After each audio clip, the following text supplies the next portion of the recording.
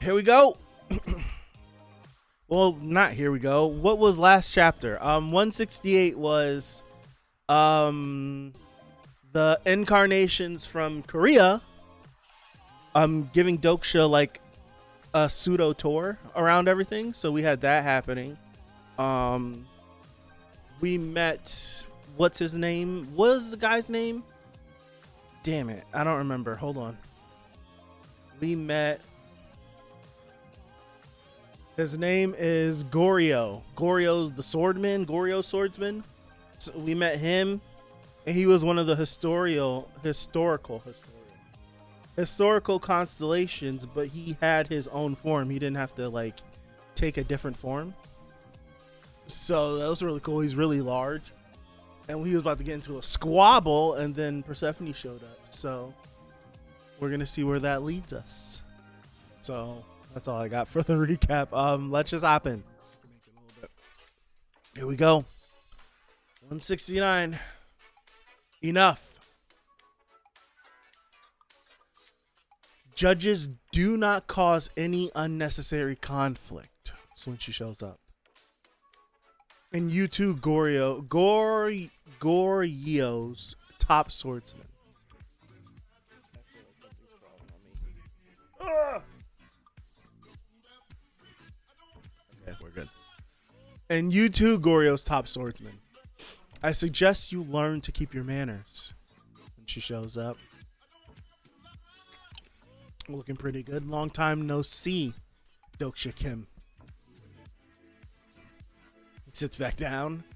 She's taken Sanga's form again. Does she enjoy poking fun at me? What's up, Ariane? How are you? Constellation Banquet Part 5. Ooh, alright. How have you been? I noticed that you did something pointless while you were in Tartarus. And then he's like, huh? Ooh, there he is. There he is. We've seen him before for a fleeting moment.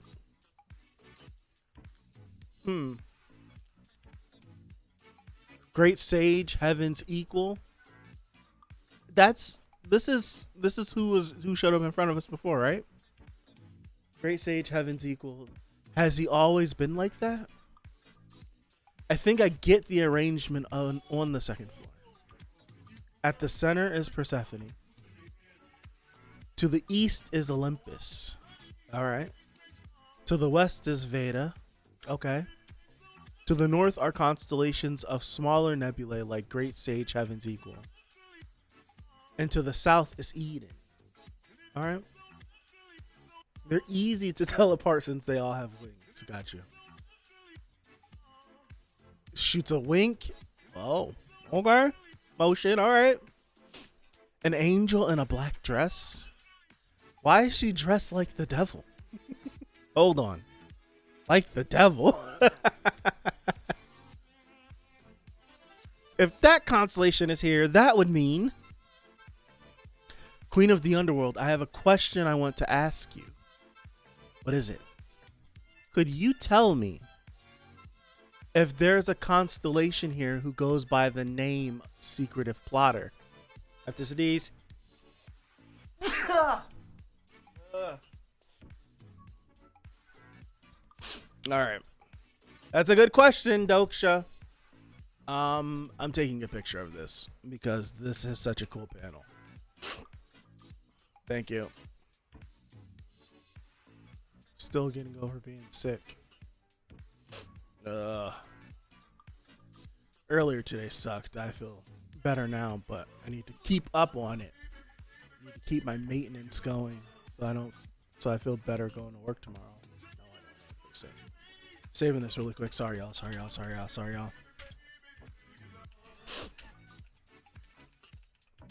Okay. Secretive Plotter. It's a good question. Damn it. Story succession will now be taking place. All incarnations, please move to the secret room.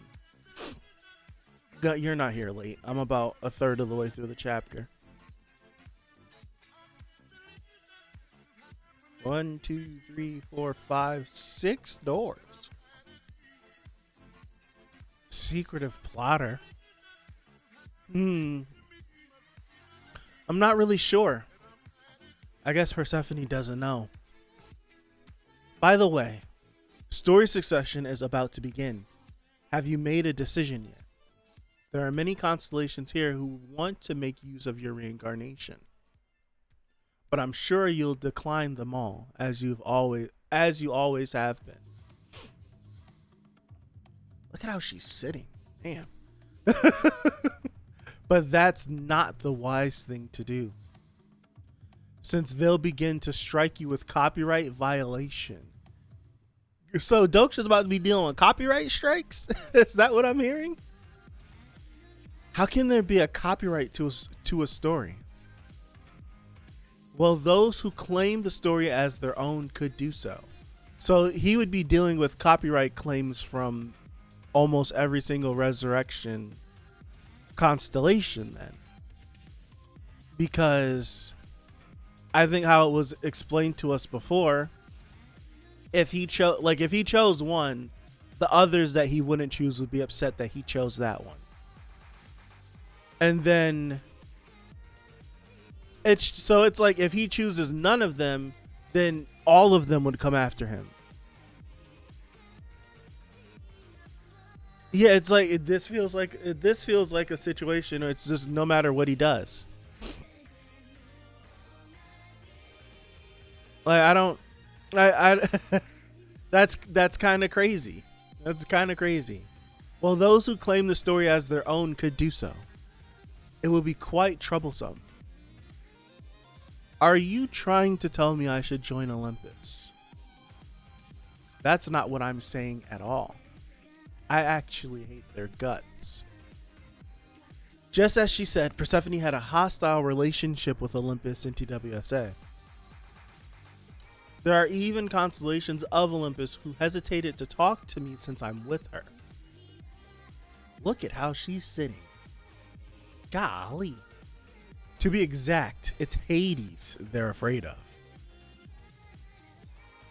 I think I ended up being protected by the underworld unintentionally. Or perhaps it was lucky that the first fabled constellation I ended up meeting was Persephone. So it's kind of like being with her kept all the wolves off.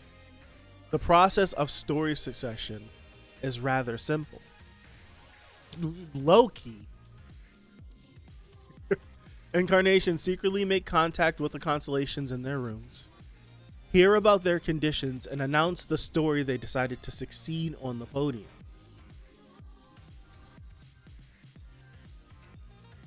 I'll see you later. I'll see you later.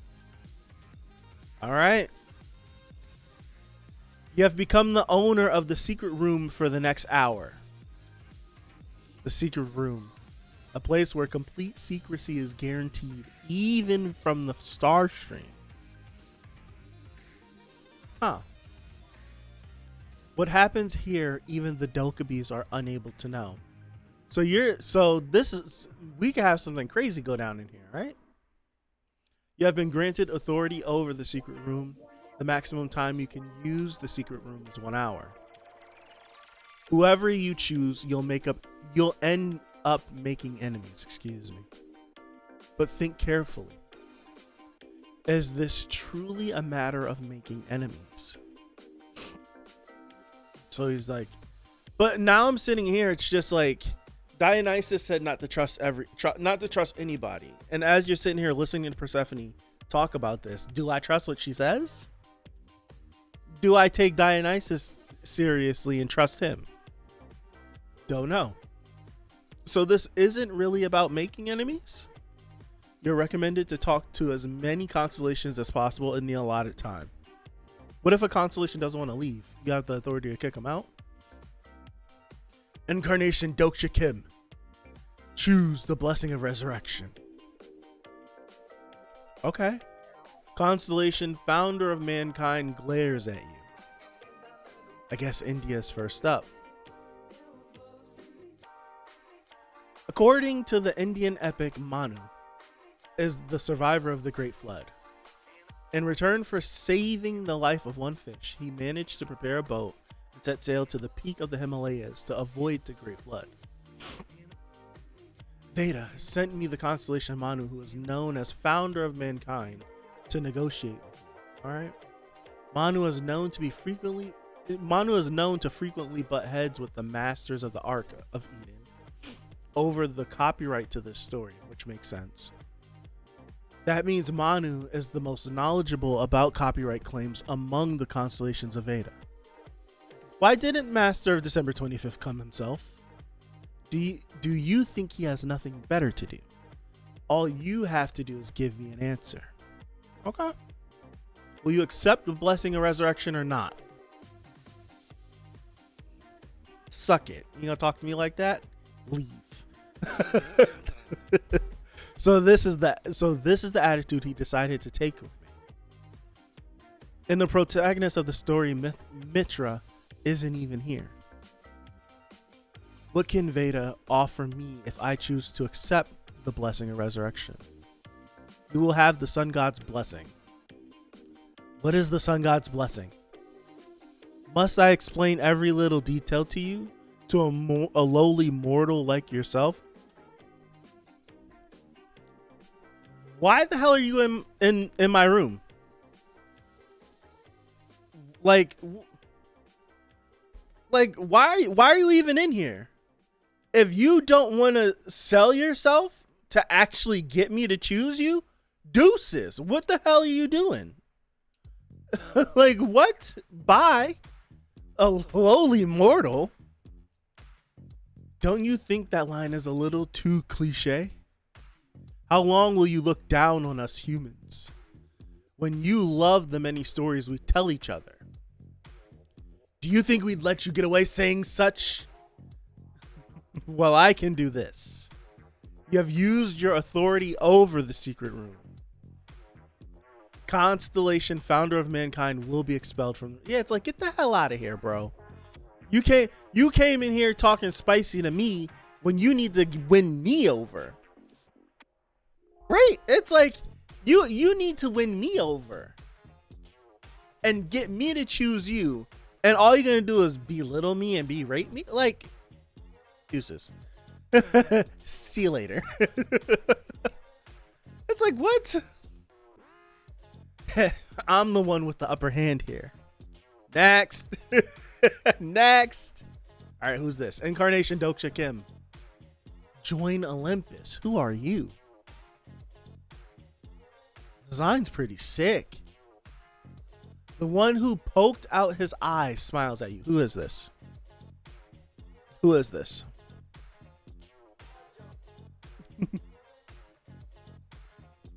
Who is this? Before I scroll in it, and the series tells me, who is it? I want to know. The one who poked out his eyes.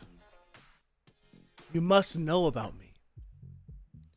Well, we hear about you all the time when we're in college. When we're in college in Korea. Okay. Is that so? How surprising for a small country in the East. The one who poked out his eyes. He is King Oedipus. Who we hear. I'm saying that right? Is King Oedipus, who we hear about so much during liberal arts classes. Now I'm reminded how much I hate. I already heard the proposal from the god of alcohol and ecstasy. You're here to ask. Sorry. You're here to ask me to become the leader of the Bacchus sect, right? I said that right? Bacchus? I think I said that right. Bacchus. So he has approached you already. What's this? I don't have a good feeling about this. Persephone was hostile towards Olympus, and Dionysus told me not to trust anyone. Neither of them ever asked me to join Olympus. That's a good point. I really like this panel too. Right, that's actually a good point. I'm not here to make you an offer on behalf of Bacchus. Neither am I here to claim my copyright over the story of resurrection. It could be that he's the true representative of Olympus. The story we're offering you is a lightning carnival. I don't know what that is. I'm sorry? Of course you're familiar with this story. But Lightning Carnival is a story that belongs to Zeus, one of the big three. Yeah. That's it?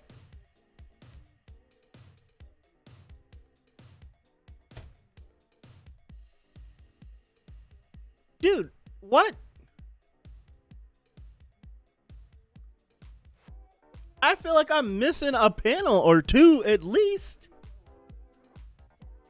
What? It's over like that?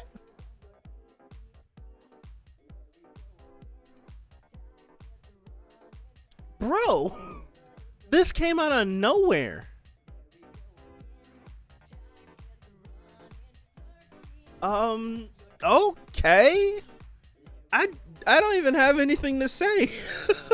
I felt like I just was getting into the chapter. What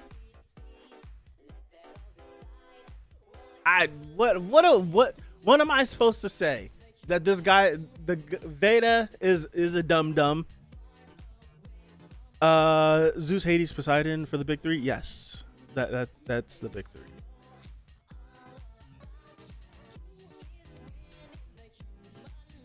Manu. Not Veda is where he's from. Manu is a tool. Yeah. Like, now you see, it's a situation like that. Whenever he gets back, is he gonna like lie? Is he gonna be like, oh yeah, he turned me down because it's like the Starstream can't see it? He's gonna go back there all mad and stuff and be like, oh, he's a jerk off, yada yada yada. But in all actuality, he came in here, it's so entitled. It's just like, it's like, what did you expect? Like, I have people that are like that are just like arrogant and entitled. I want to know what goes on in their brain whenever like they're having a conversation with someone and it's not going the way they think it should go. Does it really come down to like not being self-aware? Right? Like, are you not self-aware of that the way you're acting is, I don't know. Pretty sure that this was the week that the studio had to shut down because of some outside stuff. Okay, gotcha. It's just like, it's like, dude, like, come on. Like, if you would have came in here and put on a good show, maybe he might have thought about it. You came in here like, yeah, you're gonna pick us. Like, this is what you're gonna do. You lowly mortal, this is what you're gonna do. Like, I'm gonna do what? No, no, I'm not. It's freaking dude's an imbecile. Freaking straight dummy. Like, what?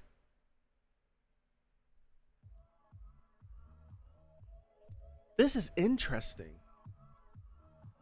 I don't know why I didn't think. I would have told them I don't care if India does have 1 billion people. You could get the step and I'm with you. Freaking crazy.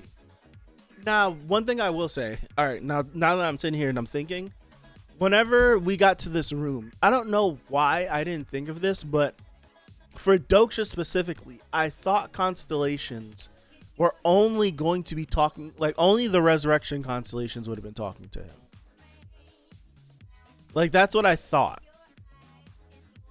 So I feel like that's why I got getting caught off guard with this constellation from Zeus. Like, I feel like that's out of nowhere. And then it's like, if he chooses one that's not related to resurrection, he's gonna get all the resurrection ones after him. But then they had the angel that was dressed in black. It's just like, it's like, why is it dressed like the devil? It's like, oh, it is the devil. Like, I don't. What are we going with that? Where are we going? Where are we going with that? Let's be serious though. Do you really want? I don't want nothing from Zeus. I want nothing from him. Nothing from Zeus. But I think that you could go, especially in this realm, in this realm, where all of these constellations have their own agenda and they have their own thing. You wouldn't. It's just like, would I want anything from any of these constellations? Like, what constellation could come to me and gift me something and it not have some drawback that I'm not happy with? Thank you, Barry. I appreciate it. It's just like, I don't, at this point, I feel like any choice we make is gonna have like a negative repercussion, and it's just gonna be some drawback to it.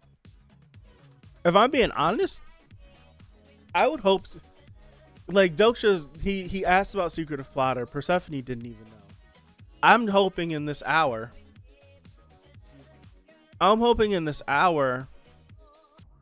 Secretive Plotter snakes his way in here like, hey, I'm Secretive Plotter. I don't know. I have no idea. Persephone already told us exactly what she wanted, so she might be the best bet. That's true. That is true. She might be the best bet.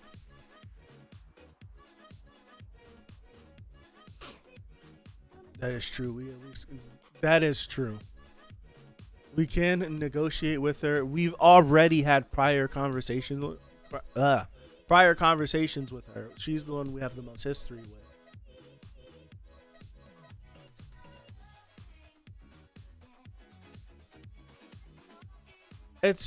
I think that it's the interesting thing where Doksha is so close to becoming a constellation. What would that do to his relationship with the constellation that he's gonna join up with? What is going to be that?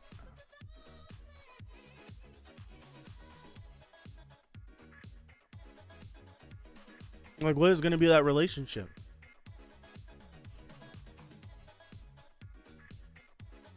I think not take any resurrection story will only angry out everyone. Honestly, it's how it's worded. It's either all of the resurrection constellations hate him, or all the resurrection constellations but one hate him. It's no matter what choice he makes. So if he picks one, the rest of them are going to hate him.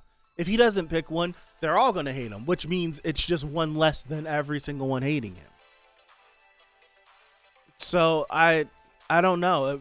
Well, it seems like if he doesn't pick one, all of the resurrection constellations are going to like try to copyright claim him or copyright strike him, whichever one fits.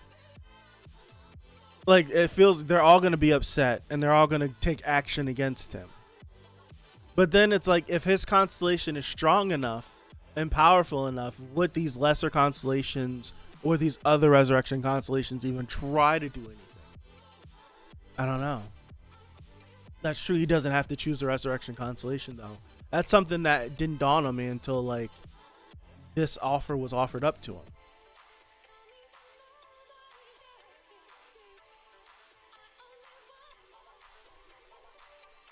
Great. That's a great point. It's just like, it's like no matter what he does, they're all going to come after him. So it's just like, well, screw all of y'all. I'm not about to get mixed up in the midst of all of y'all. If you're going to come after me anyways, screw it. What the hell? I might as well just get the most I can out of this. I would choose a fable from a nebula that sides with me, because the amount of constellations that side with Doksha can be counted on both hands at this point. Wonder if Eden has a fable, so we keep a good relationship with Uriel. I would assume so. Messi can be top tier though. Yeah, at least with Persephone, you know what you're getting. You know that you're getting Hades by extension. That's true. That's true. You know you're getting someone that's extremely powerful, a constellation that is strong. You do know that.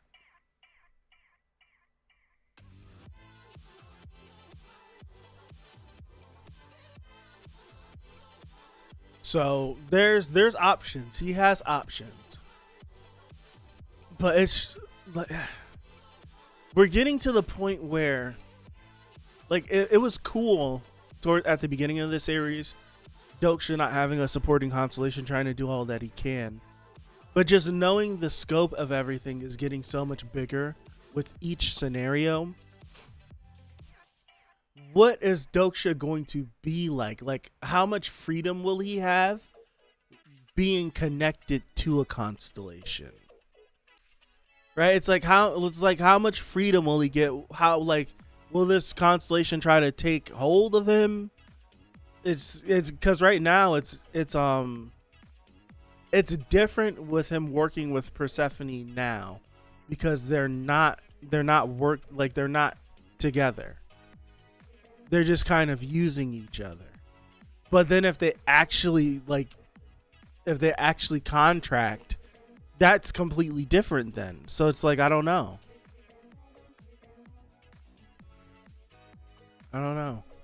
Can he do a competition between constellations and the winner gets to choose? He did that whenever he it was when he what's his face?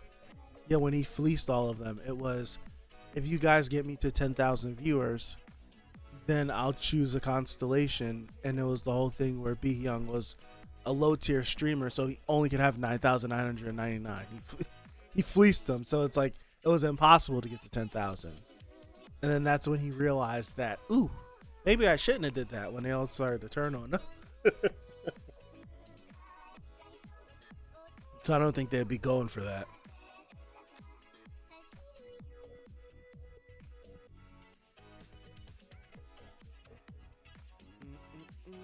I don't know, man.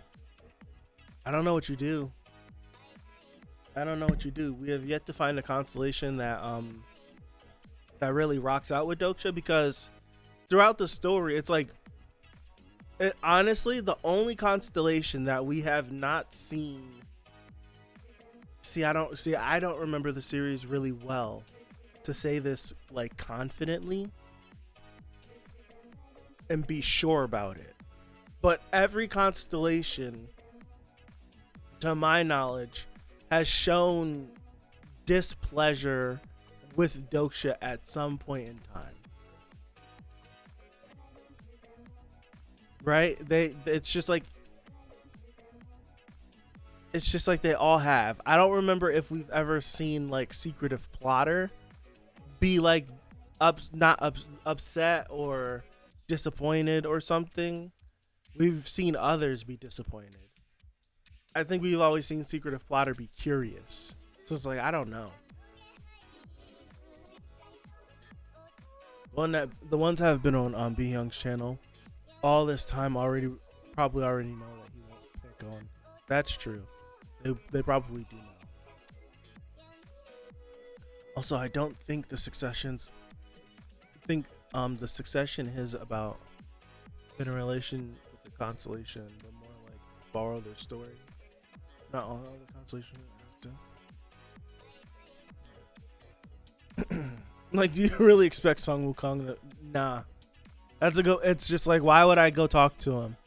There's nothing that I can say now that I haven't been able to convince otherwise the whole time I've been watching this guy. So it's just like there's no reason to. There's no reason to.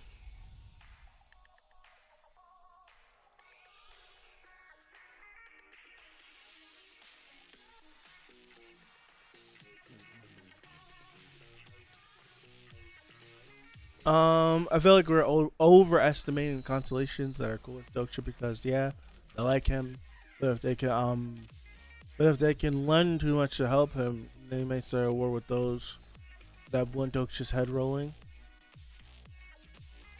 Yeah.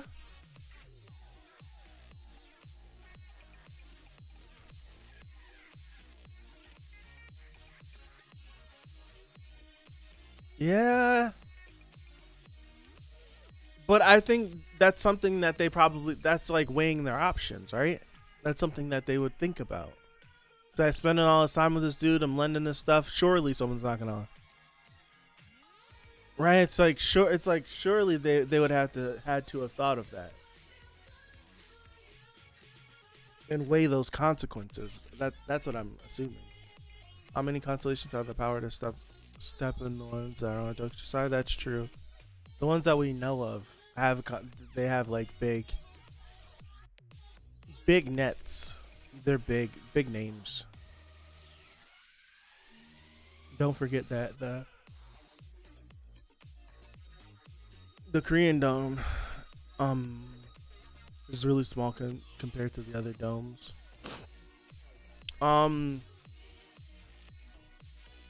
We don't know how many constellations there are. We know that there are different tiers, but we don't know which constellations falls into which tiers. So it's like we have Sun Wukong watching Dokja. Like how big of a constellation is Sun Wukong? Like in all actuality. Because he's sitting here in the second floor. It's not on the third floor. So it's like, who's on the third floor? Like who like that, we were talking about this last week. Like what constellation like qualifies as a mythical constellation?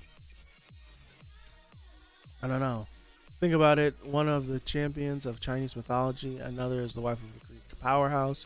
At least two of them are archangels, Secret of Plot, or Super Sus, right? At least three pretty big areas that probably won't actively go against him. That's true. Olympus won't do anything because that means starting issues with him. Sun Wukong is probably the number one Chinese mythology, and what's his face? And like the archangels, they're high.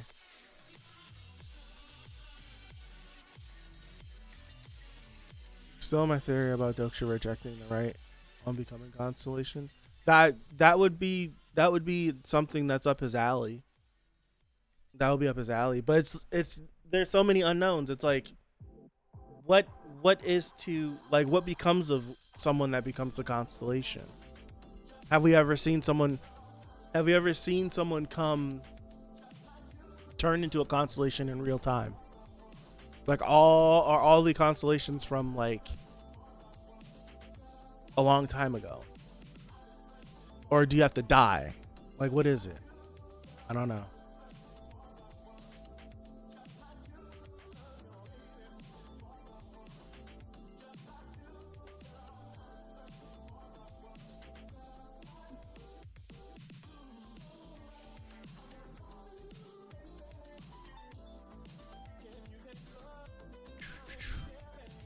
So it's just like I don't know. There's so many questions.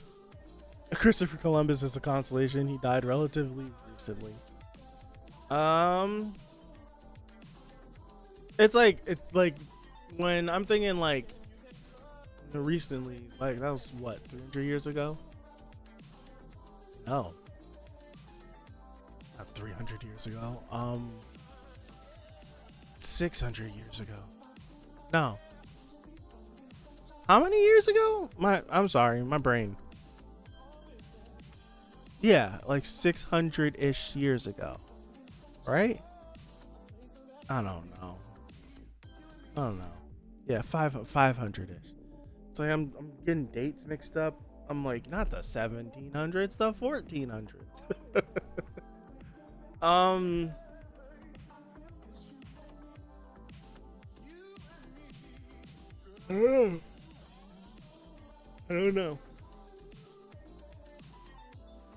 I don't know.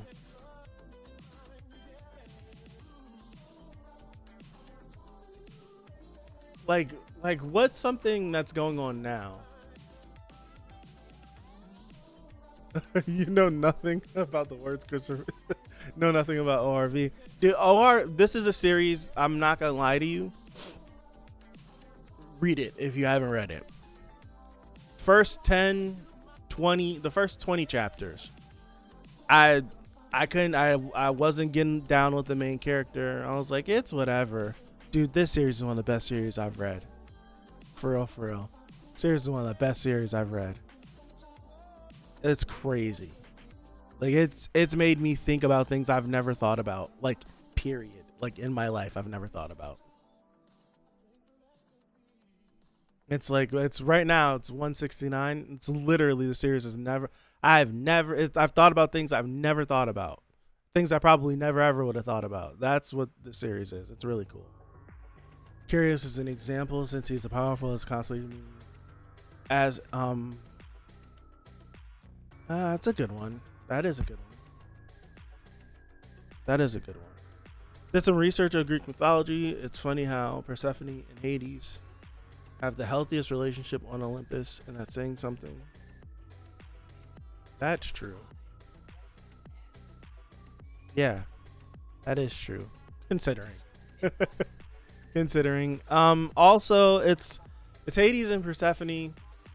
I don't remember much about Greek mythology, but isn't like Hephaestus not that bad of a guy? Right? Well, I can't say that. Hephaestus got treated bad just because he was ugly, right?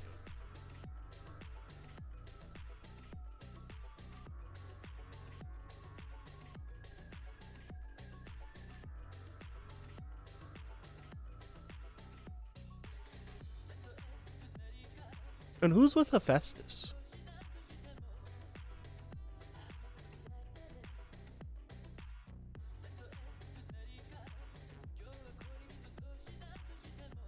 Yeah, Hephaestus is a pretty good guy. Just dedicated to his work more than anything. Yeah. Aphrodite. I was like, who's with? I was like, someone's with Hephaestus. Aphrodite. Is he? Isn't even in the underworld for half the year. He doesn't. Yeah. They just be working, man. They make it work. Yeah. Good chapter, man. Good chapter. All right, I'm gonna close out. Have a good one. I appreciate you guys for hanging out. It should be up Wednesday morning. And we'll keep the ball rolling. Hopefully, have a good rest of your week. Have a good weekend coming up. Hopefully, God willing, I'll see you guys right back here next Tuesday or Wednesday morning if you're watching this on YouTube for Omniscient Reader chapter 170. So again, thank you. I appreciate you, and I'll see you. Peace out.